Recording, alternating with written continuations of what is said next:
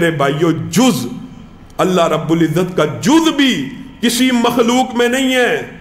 اچھا ہوتا کیا ہے جب ہم یہ بات سمجھاتے ہیں تو کہا جاتا ہے اللہ تو خود کہتا ہے نحن اقرب الیہ من حبل الورید، میں تمہاری شیرگ حیات سے بھی زیادہ قریب ہوں۔ اس طرح کی ساری آیات جو اپنی عقل میں نہیں آتی، اپنی عقل کو جسٹیفائی کرنے کے لیے خالق مخلوق کا یہ جو فاصلہ، خالق مخلوق کے مابین یہ جو دیوار ہے، اس کو ختم کر دیتے ہیں۔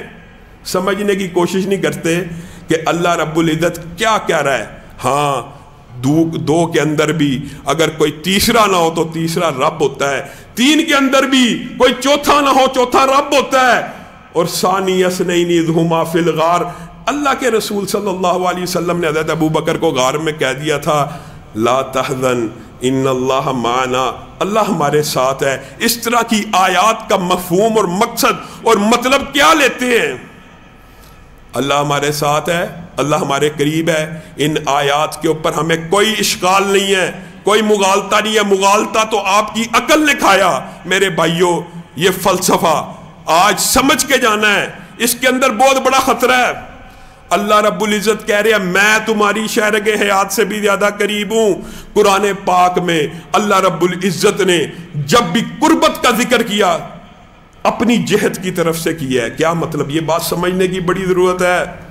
وَإِذَا سَأَلَكَ عِبَادِي أَنِّي فَإِنِّي قَرِيب، میں رب تمہارے قریب ہوں، میں رب تمہاری شہرگ حیات سے بھی زیادہ قریب ہوں۔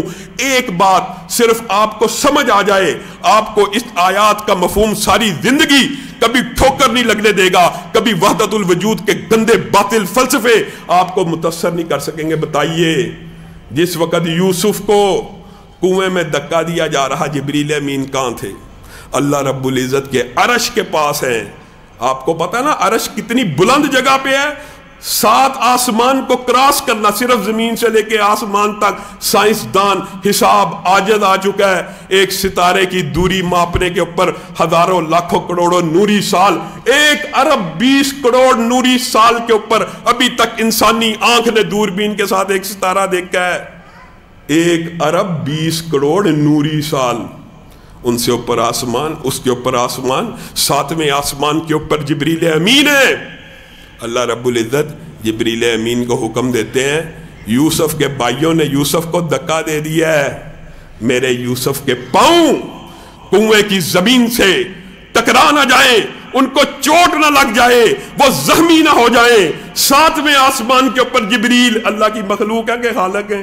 ایک مخلوق کی رفتار، ایک مخلوق کی چابک دستی، ایک مخلوق کی اطاعت یہ ہے کہ جبریل امین نے 7ویں آسمان سے اپنے پر کو یوسف کے قدموں کے نیچے رکھ دیا۔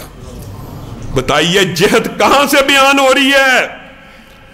ہمارے سے تو جہت بہت دور ہے، لاکھوں اربوں کروڑوں نوری سال کا فاصلہ ایک ستارے کا۔ تم خود کہتے ہو، سائنسدان کہتے ہو یہ ہماری طرف سے دوری ہے۔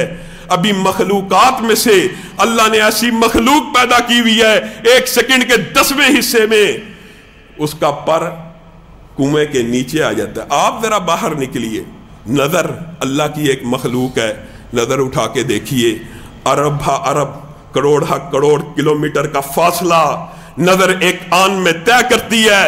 کتنی دور کا ستارہ آپ ننگی آنکھ سے دیکھ لیتے ہیں، ایک مخلوق ہے۔ اور میرے بھائیوں ایک بات یاد رکھو، یہ جو اللہ کہتا ہے نا نحن اقرب الیہ من حبل الورید، یہ اللہ کہہ رہا ہے کہ میں تمہاری شہرگ حیات سے زیادہ قریب ہوں۔ اس میں آپ کو کس قسم کا مغالطہ لگتا ہے؟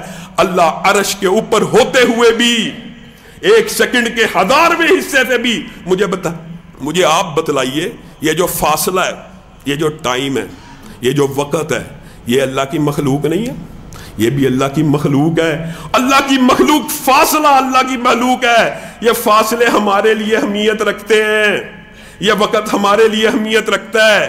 یہ اللہ کے لیے ان فاصلوں کی کوئی حیثیت اور وقت ہی نہیں۔ اللہ کی مخلوقات کے اندر فاصلوں کی حیثیت اور وقت کوئی نہیں۔ آپ کو پتہ ہے اللہ کے عرش کو ایک جس فرشتے نے تھاما ہوا ہے نا، نبی کریم صلی اللہ علیہ وسلم نے اس کا ایک منظر ہمارے سامنے رکھا ہے۔ اگرچہ اللہ ہی نے عرش کو تھاما ہوا ہے، لیکن اللہ رب العزت اپنی قوت طاقت بندوں کے اوپر ہیبت جاہو جلال ظاہر کرنے کے لیے آپ کو اور مجھے بتلا رہا ہے۔ وہ جو ایک فرشتہ ہے نا جو قیامت کے دن 8 اٹھائیں گے، ان میں سے ایک فرشتے کا تذکرہ نبی کریم نے کیا، اس کے کان سے لے کے کندھے تک کا فاصلہ اس قدر زیادہ ہے، تیز رفتار پرندہ 600 برس اڑتا رہے یہ فاصلہ طے نہیں کر سکتا۔